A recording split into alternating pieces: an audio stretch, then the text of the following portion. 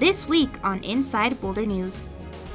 Boulder's former Masonic Lodge building is now the site of the Museum of Boulder.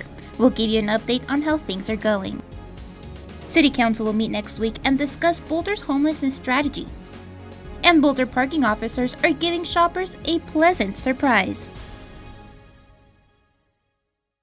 Welcome to Inside Boulder News, your source for all things Boulder. I'm Jocelyn Avendaño. Last month, city staff moved forward to implement recommendations from community-led public participation working group. These community members evaluated the city's existing methods for public engagement and suggested ways the city could better involve its residents. The new engagement framework is designed to improve and clarify the process for residents. We caught up with engagement manager Sarah Huntley to talk more about the new engagement framework implementation. The City of Boulder has a long history of public processes to gather community input on projects and decisions that could impact them. That tradition will continue, but the city is aiming to improve it in 2018. We've had some great successes over the years, and we've also had some situations where we really have not met the community's expectations or not gotten the kind of feedback that council needed to make a good, informed decision. Recognizing that there were improvements to be made, a 14-member public participation working group was appointed in January of 2016 and spent more than a year evaluating Boulder's engagement processes and looking at best practices. In August of 2017, the group gave its recommendations to council about what good, effective engagement looks like. The two overarching recommendations made were to change the culture of engagement in the city and to develop or follow a clear process. It's really guided a lot of the work and discussions we've been having in the city since then. The engagement team took the recommendations from staff, community members, and the public participation working group to develop an engagement framework to guide future projects. They presented this framework to council for the first time on November 21st. We proposed an engagement strategic framework that council approved on Tuesday night, which are the first steps to trying to bring consistency to our processes so that community members know what to expect and we have clear understanding among all of us about what good engagement means. The engagement framework consists of a lot of shared learning and understanding opportunities to change the community culture of engagement raised by the public participation working group. The second recommendation was to go through and implement a specific process for making decisions. And that's something we're calling the 9-step wheel. The 9-step wheel starts with defining the issue and ends with the evaluation of the whole process. In between, you have a number of steps, including creating a public engagement plan. Any engagement work in the City of Boulder in 2018 will have a strategic plan attached to it that strives to include many voices, more voices hopefully than we have in the past, and also really tries to make engagement convenient and easy for participants. The framework is intended to inform decisions and broaden everyone's understanding of the issues. Tough decisions will have to be made, but we hope that people who have different viewpoints will feel like they've been heard and their voices have been incorporated in the consideration and deliberation. So what's next? What the public can expect to see in 2018 is more consistency, a real concerted effort to bring more voices to the table, so greater inclusivity, as well as improvement to online tools so that people have the ability to interact and engage with us on their schedule in a way that's convenient. For more information on the engagement framework implementation, please visit bouldercolorado.gov/engage. On June 20th of this year, City Council approved the City of Boulder Homelessness Strategy. The strategy focuses on long-term solution to homelessness, with housing being the primary goal. At the December 5th council meeting, City Council will meet again to discuss some changes to the current shelter management plan. We spoke to Wendy Schwartz with Human Services to talk more about the upcoming council meeting. Some of the changes being proposed to the management plan include year-round shelter for qualified clients. People that qualify for shelter services through the program's coordinated entry system would have the option to stay until they are housed. Another change being proposed includes qualified clients being able to stay at the shelter during the day.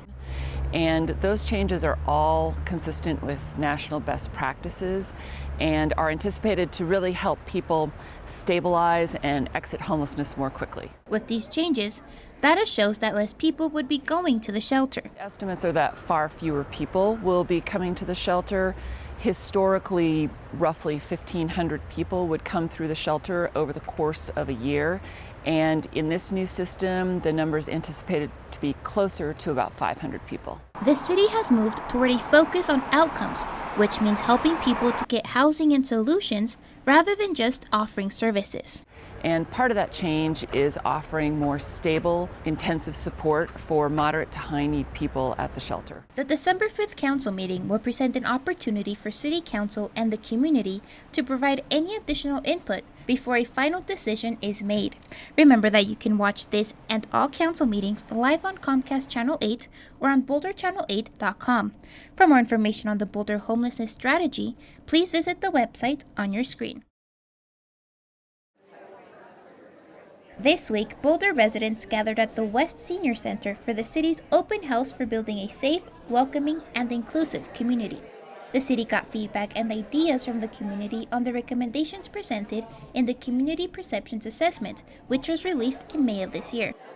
The open house had multiple stations in which participants spoke with other community members, organizations that promoted inclusion and diversity, and talked with city staff as well. We will be developing respective, safe, and welcoming, inclusive work plans related to this input as well. To view the Community Perceptions Assessment, and if you would like to provide feedback as well, please visit the website displayed on your screen.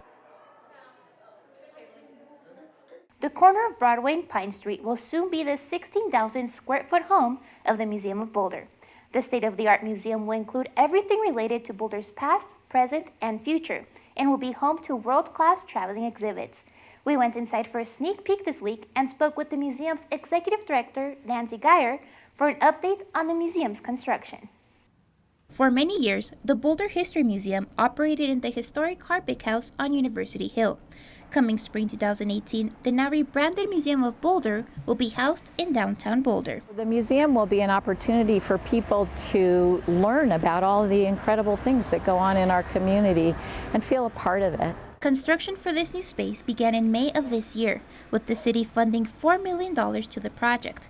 The museum will feature a collection of 45,000 artifacts and hundreds and thousands of photographs that document the rich history of Boulder. It's important for us to understand where we've come from in order to really understand how we're moving forward. Imagine all of this. This 3-story museum will have a lower level dedicated to Boulder's youngest residents, where there will be a children's museum space.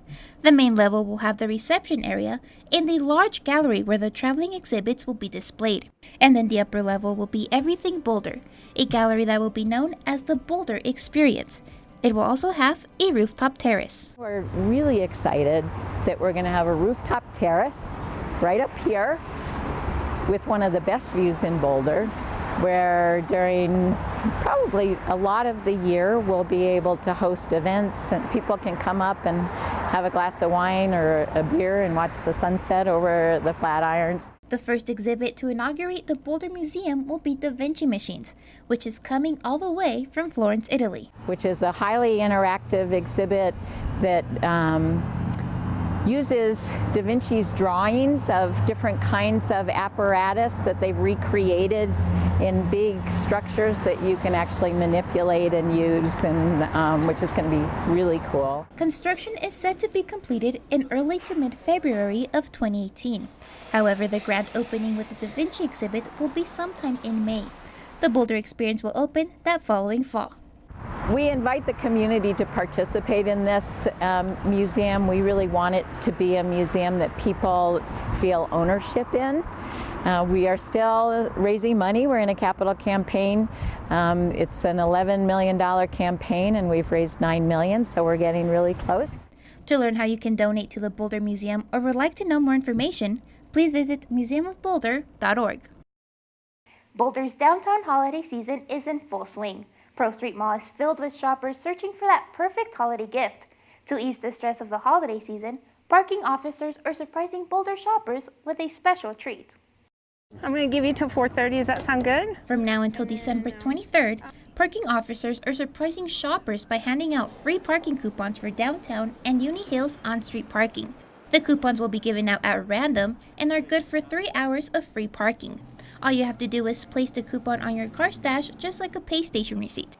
The offer will only be valid for the day you receive the coupon. Remember that parking is free on city holidays, as well as free in all 5 city garages every weekend. Thank you so much for joining us on this week's edition of Inside Boulder News. If you have pictures, news tips, or events you'd like to see featured, we'd love to hear from you. Connect with us on Facebook. You can also sign up to receive video updates right in your inbox. Just go to boulderchannel8.com and click on subscribe. Have a good week.